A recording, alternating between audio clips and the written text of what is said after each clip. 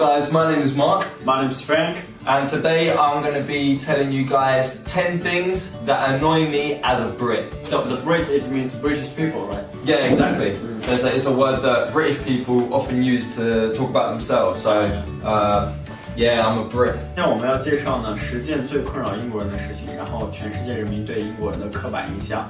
So let's get started. Alright, let's do it.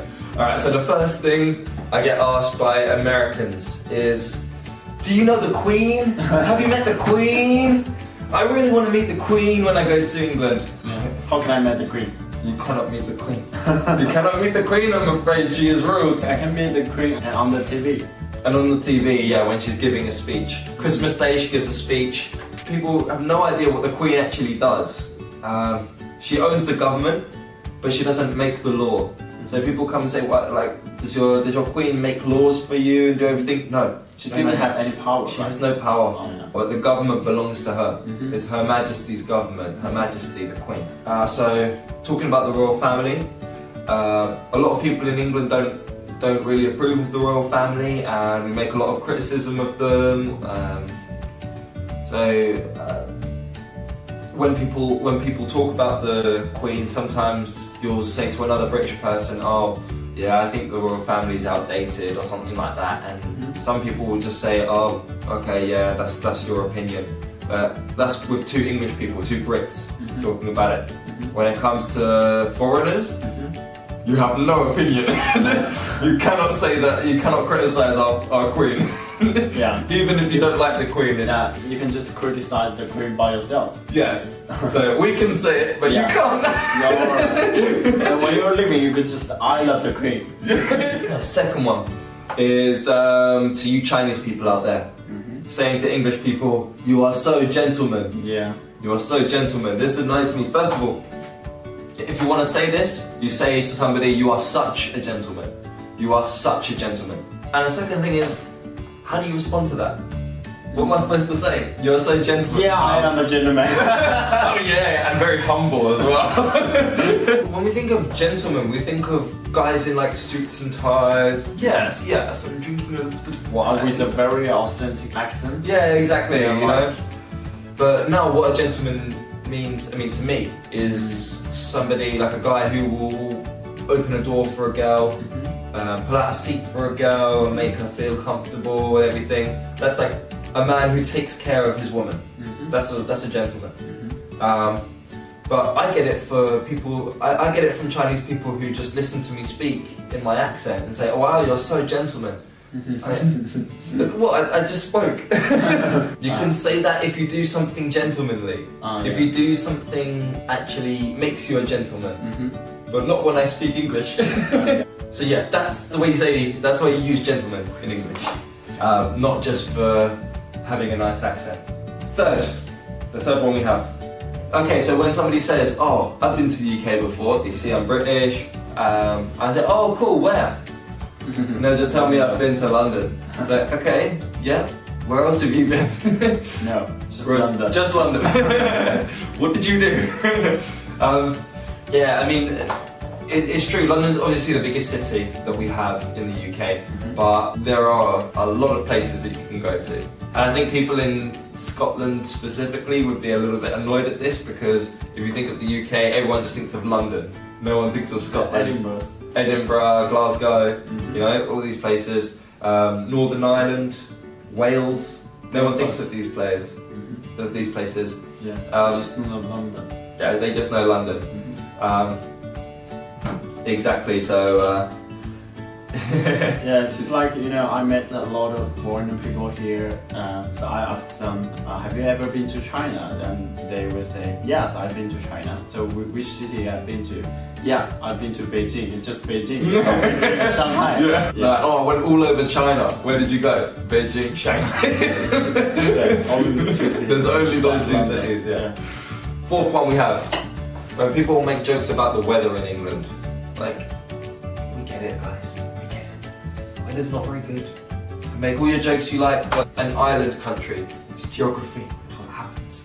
We have a lot of rain during the wintry seasons, and the beginning of spring is just how it is. Okay, next one. in England, it is very customary to queue for whatever you want. So, you want to get the bus, you stand in a line. You don't all just try and pile on at once. Yeah, like when you're getting on the bus, I don't get it, because if you're the first one getting on or the last one getting on, the bus is still going to wait for everybody. So it's not like you're going to get there faster. Yes. So, alright, and number 6, again, to do with English accents. I wish I had a boyfriend who spoke like Harry Potter. So you know this received pronunciation. So if I start speaking now, you might understand everything that I'm saying because the way I'm speaking is very, very clear. But I don't speak like that. People are always asking about like the British accent. Like, I wish I had a British accent. I wish I had a boyfriend with a British accent. Okay, what kind of British accent? Because, you know, the British has loads of accents. Exactly. Right? Yeah. So I asked, what kind of British accent? They're just like, isn't it just like the British accent? Like, no, there's like 100 of them. Yeah, that's what, there was just one accent there. Yeah. They're all called British accent. Well, I think people know that there are more than one British accent. It's just, so you ask them what kind of British accent, they're like, oh, just like the one that they speak in Harry Potter or, you know, Sherlock Holmes or something like that. And then they try and put on this accent. When foreigners put on English accents, it just becomes tragic.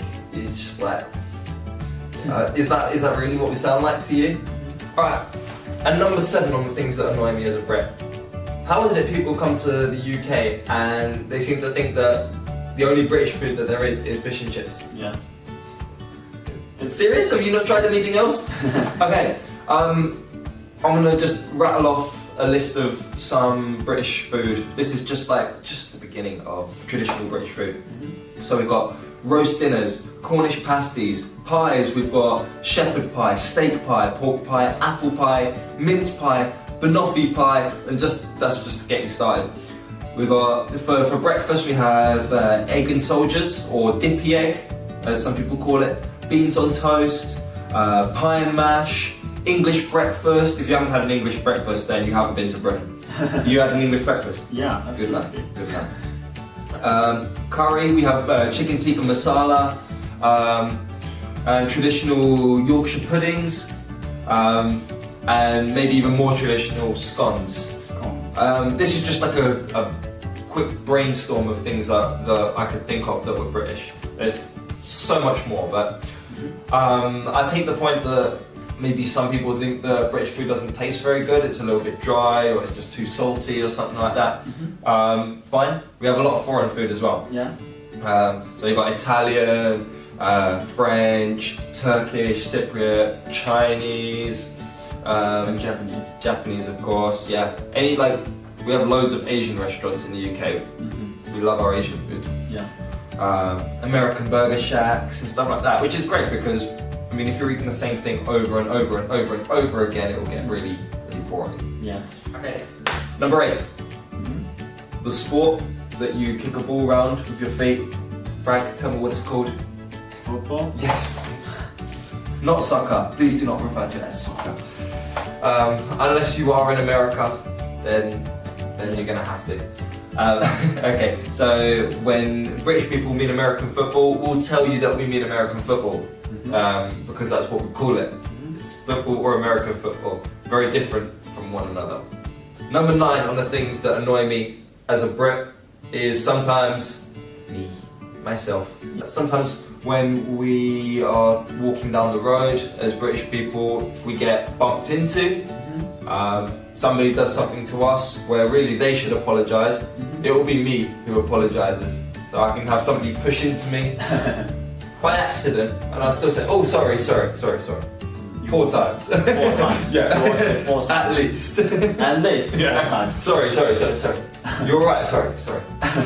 Yeah, it's just you or the most British people? I think a lot of British people are guilty of it, yeah. And the 10th and final thing, well not final, but final of this list, there are a lot of things that annoy me, but the 10th and final thing of this list is when I'm online, when I'm on the computer, choosing a language setting, and it comes up with all the different languages and it comes up with English. With the American flag next to it. that makes a British person's blood boil. Blood boil. It's the English language. It's our language. It's your. It's belongs to your We country. make the language. Yeah, but it just with the American flag. It's Yeah. Yeah, because obviously people in America speak English.